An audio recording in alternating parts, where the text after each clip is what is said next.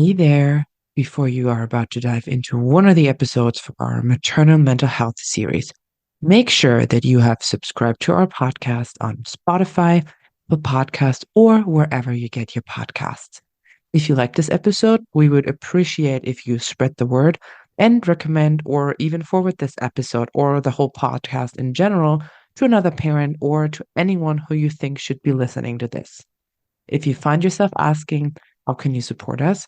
The easiest way to do this is to give us a follow on Instagram at Damn Parenting Podcast and to rate us with 5 stars on the platform that you're listening to this.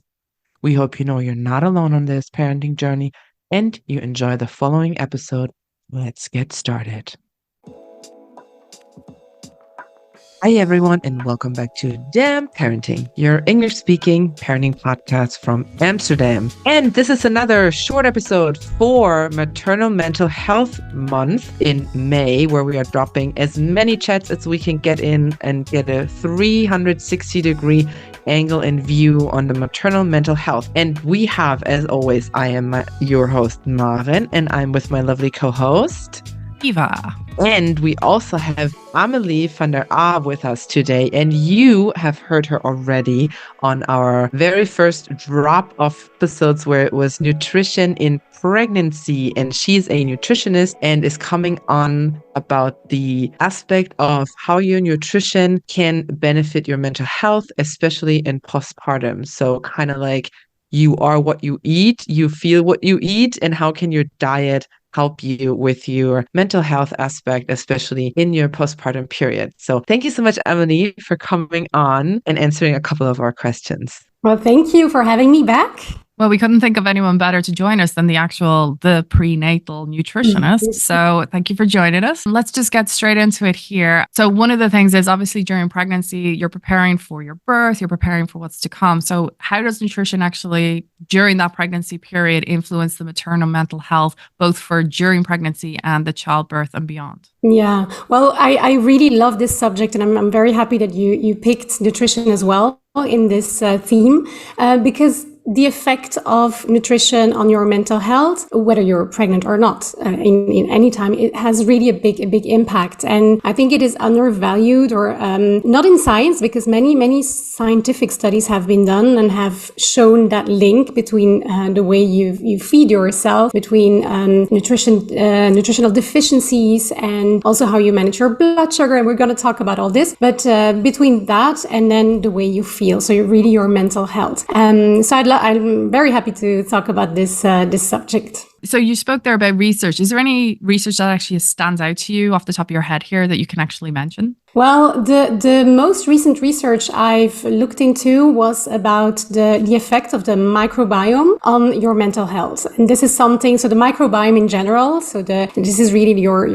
gut microbiome is your gut flora and the microbes that are in there. They're super important for our general health, but also for mental health. And so this topic has been studied a lot over the past decade, I would say. And so there are also studies showing that, what happens in our gut. Our gut is really considered a little bit as our second brain, but also as our second, it has a big impact on our mental health and mental well-being. Yeah, it's quite a standout topic, as you say, for the last 10 years. And it's very hard to help yourself figure out how to manage that. So can you actually give us a bit of insight on what we can do for our gut? Any specific foods?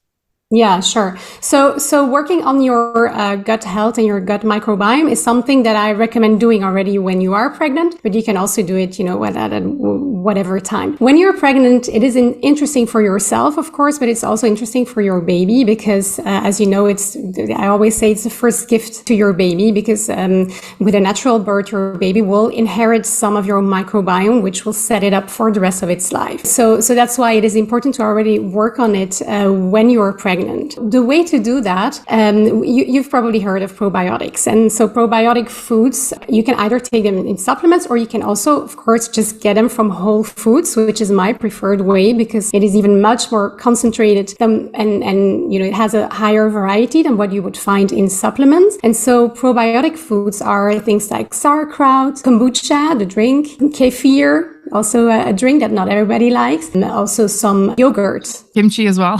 And kimchi, that was the word I was looking for. That's exactly. what I thought, yeah. Yes. And then, you hear a lot about probiotics, but actually prebiotics is what feeds your gut microbiome. And these are also very important and interesting to add to your diet. And so these are fiber-rich vegetables, whole cereals, like quinoa and brown rice, and artichokes, for instance, are vegetables that are very high in prebiotics and that are good to feed this microbiome. When we talk about vitamins and minerals, are there specific ones that we should be really focused on which can cause deficiencies, which will exacerbate issues like PPA or PPD? Yes, definitely. And there have been has been quite some studies on that, and mainly the link between your vitamin D levels and your ferritin levels, so your iron stores, and the effect on your mental health. And so what I do with when I work with pregnant women is that during pregnancy, we work a lot on making sure that by the end of their pregnancy, when right before birth, that their stores of vitamin D and ferritin are high enough. It is normal that especially your ferritin levels go down during pregnancy because you transfer a lot of iron to your baby. But it is good to, through food, and if needed, not my preferred way, but if you have really a very big iron deficiency, to also take some iron supplements. And now on the market you have iron supplements that are more gentle to the gut because they tend to constipate, but you have iron bisglycinate, for instance, which is more gentle on the gut. So with supplements if needed, and iron-rich foods. And then for vitamin D, it is actually, especially when you live in the Netherlands, the best way to get your vitamin D levels up is through supplements. So my preferred way is to first, during your pregnancy, is to get a blood test, which is not standard here in the Netherlands. They check for iron, but they don't check for vitamin D per se, but it's good, it's an easy test. It's good to ask your midwife to check it as well, so that you know more or less where you are, and if, you have to supplement just to keep at that same level, or if you have to take a little bit more to get your vitamin D levels up. Because you really want these to be high postpartum because, the effect they have on your mental well-being.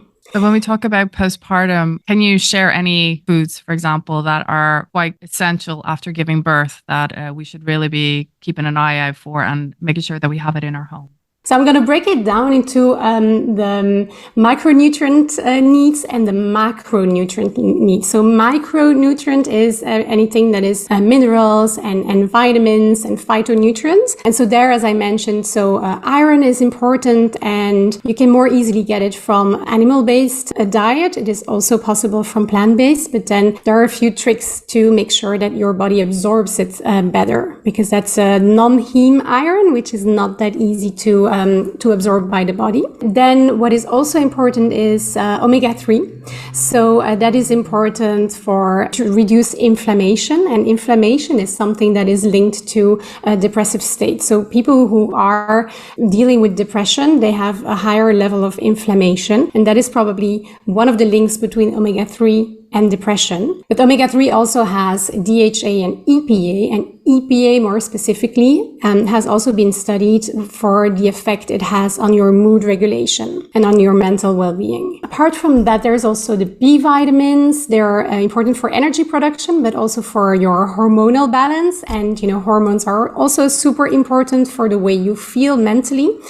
And another one I would say is magnesium. In English, they call magnesium often the relaxer. So it really helps with anxious feelings to help you relax, to help you sleep better. And I know that is a big challenge when you are have a newborn, but to get into a state of deeper sleep. So I would say these, when you look at more the vitamins and minerals, that these would be key for mental health and mental well-being in postpartum. When you look at the macronutrients, so then we're talking about things like protein. Protein is composed of amino acids, and amino acids are also needed for your mental health. They're also needed to keep your blood sugar in check, in balance. And this balance in your blood sugar also contributes to feelings of anxiety, of mood imbalances, of energy slumps. Yeah, and protein is also, of course, needed after birth to repair tissues, scars, muscles, and skin. So protein in any case is super important after giving birth. Fiber, and as I mentioned, so fiber and probiotic rich foods for a healthy gut, and fat is also super important. So I always say make sure that in each one of your main meals that you have some protein source, some good fats. And when I talk about good fats, it can be olives or avocado or olive oil, coconut oil, fatty fish, that kind of things. Nuts and seed, of course, as well. So that is more on the macronutrient level. And when you mentioned there the protein, can you just quickly there address how much protein we're meant to be getting? Because sometimes people go, I'm eating so much protein. This is so good for me. And it's like, actually, there's a bit of a math element to it when it comes to how much you should be eating. Yeah, and you read a lot about protein as well, and how much is enough and how much is good. And it is difficult even for us nutritionists, because there's still a lot of studies ongoing on, what is really like the perfect amount of protein you need at each level of your life. But what I know is that, and that has been quite well studied, is that your protein needs increase throughout your pregnancy. So they are already a little bit higher in the first trimester, then they go up in the second, then they go even up in the third. And studies now show that your needs postpartum are actually even higher than in your third trimester. And just to give you then the numbers is how to calculate your needs in the third trimester is that you take your pre-pregnancy weight. So let's say it's 60 kilograms, and then you multiply it by 1.5. So if my mathematic mind is right, then it is 80 grams, I think. Is that correct? Who's good at maths? 90? I think it's 90 grams. 90 indeed, 90. So that is quite a lot. So it is more than what most women would naturally consume. And so I always say you don't have to calculate everything, but be mindful that at each of your meals, and this is not really easy postpartum, but that you have some good sources of protein for breakfast, which is also, by the way, super important to regulate your blood sugar throughout the days, to start with protein in the morning, that for your lunch you have protein, for your dinner, and that with snacks in between, because sometimes that is the way we feed ourselves postpartum, and we don't have time to sit down to have proper meals. We don't have the time to, depending on the help you get, to put these meals together. That's fine. Don't be too hard on yourself. Maybe the only thing to cope is to graze throughout the day and to have snacks at different times, but then make sure that these snacks are also rich in protein. And sometimes that requires then to add protein powder. So you could go for whey protein or pea protein or hemp protein. So there are some good things out there that can help you reach that protein goal. Okay, well, since we're talking snacks, can you give us a heads up on a couple of examples of snacks? Yeah, sure. So you have, I'm going to also cut it down in the savory snacks and the sweet snacks. Savory snacks, well, it can be a soup. It can be, and this is perhaps not something that you would naturally think of for a snack, but it is actually super nutritious and good for you. But it can be some canned tuna or some, other canned fish that you like with the drizzle of lemon juice. It can be some nuts, a handful of nuts and seeds, or some cheese with some cherry tomatoes or other of these snack raw vegetables. Could be a whole wheat cracker with some cheese or cream cheese on it. And then when you look at more the sweet snacks, fruit is always a good option. Just be aware that it is better to pair it with